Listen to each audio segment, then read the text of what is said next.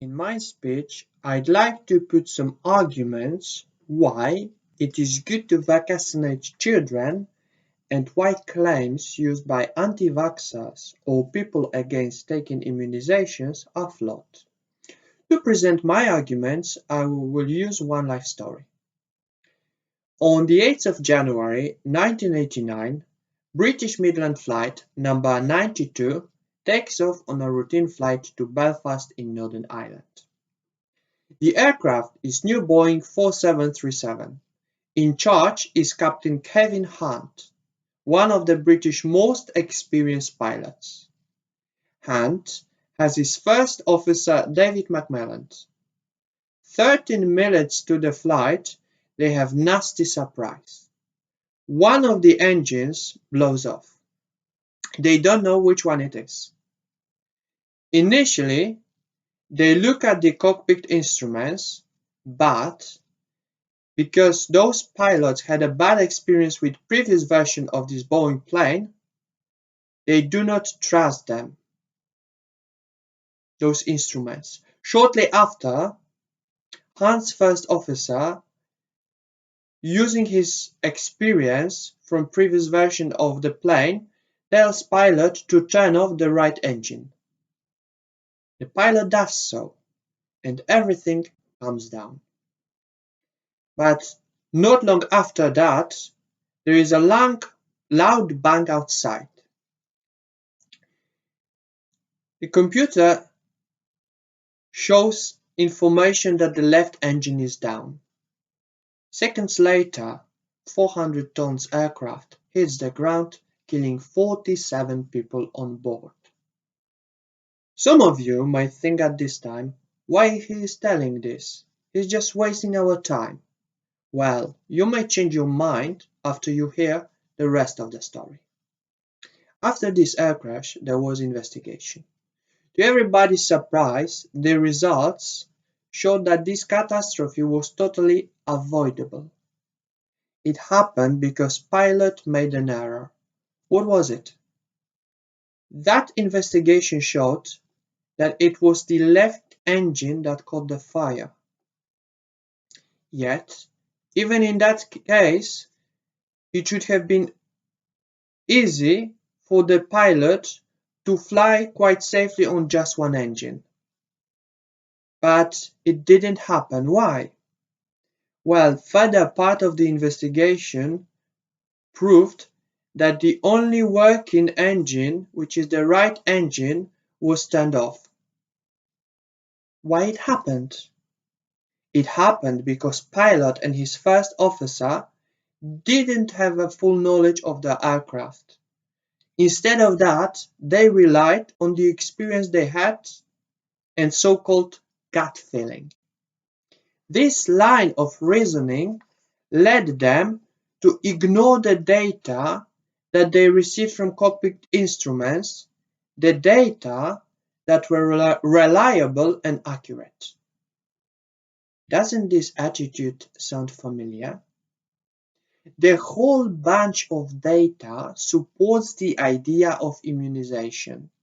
There is a historical evidence backing it. Yet, there seem to be some people who lack full knowledge and rely on so-called gut feeling, who claim that immunizations are doing far more harm than good. If we look at back in the history, it's not a new problem at all. Since 1798, when Edward Jenner carried out experiment testing local belief that a dose of relatively mild cowpox infection gave protection from smallpox, there was instantly voices against it.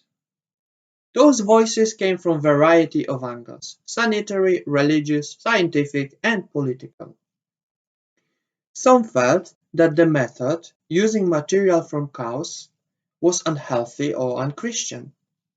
Others disputed smallpox was passed from the person to person, but quite many simply objected to being told what was good for them.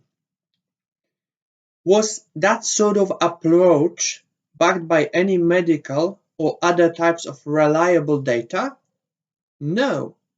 The anti-vaxxers, as we may call them, were led by their so-called gut feelings, or prevalent attitude that is, I know better than others. They chose to ignore the data that clearly demonstrated that immunizations are helpful in the longer term and led to number of mortalities caused by smallpox to be reduced significantly. As more time elapsed, it became clear that thanks to immunizations, smallpox was eradicated completely. For instance, we know today that mortality because of this illness fell from around 400,000 prior to year 1798 to zero since year 1979.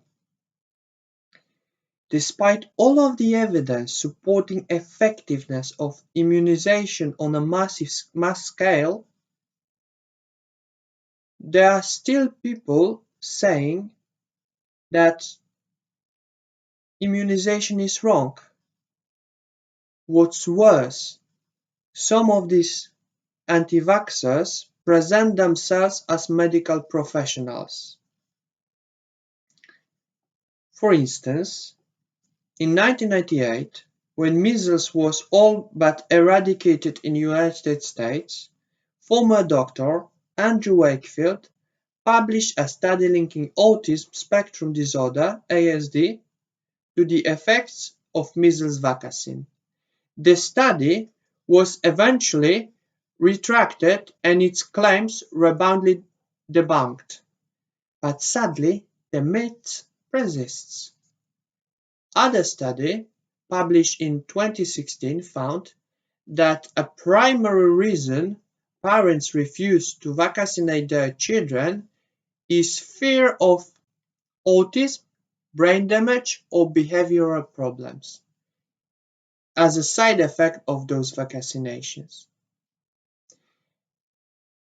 This opinion was shared by these parents despite the fact that this study clearly proved that side effects from any vaccinations are extremely rare. However, anti-vaxxers seem to know better what is good for everybody. Why do they often feel this way about immunizations? Because like our pilot and his first officer, they choose to rely on the life experience they have and so-called gut feeling. At the same time, they totally ignore accurate and reliable data available. And like in the case of our pilot, such attitudes has its consequences. We live in a post-truth world. Therefore, fake news is gaining prominence. Among those fake news, there are sensational stories about damaging effects of the immunizations. As those stories gain popularity, more and more people refuse to take vaccinations. Because the number of people not doing so is significant and is on the increase, this in itself is creating fertile ground for all sorts of diseases who were once eradicated to come back and to mutate. That is why we can see the numbers of people contracting measles and mumps are on the increase all over the world.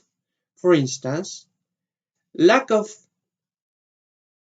immunizations and so-called herd immunity led to sudden measles outbreak in Southern California, affecting 67 people in 2015.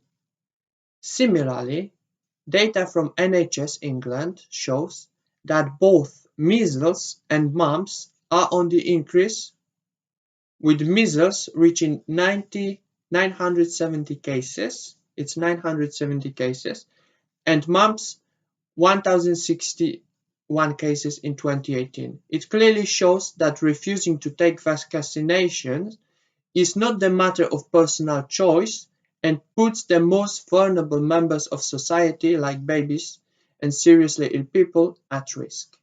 Well, I'm sure that contrary to our pilot and his first officer, most of the society will reject the idea to follow so-called gut feeling and will keep taking vaccinations. So we will avoid major catastrophe.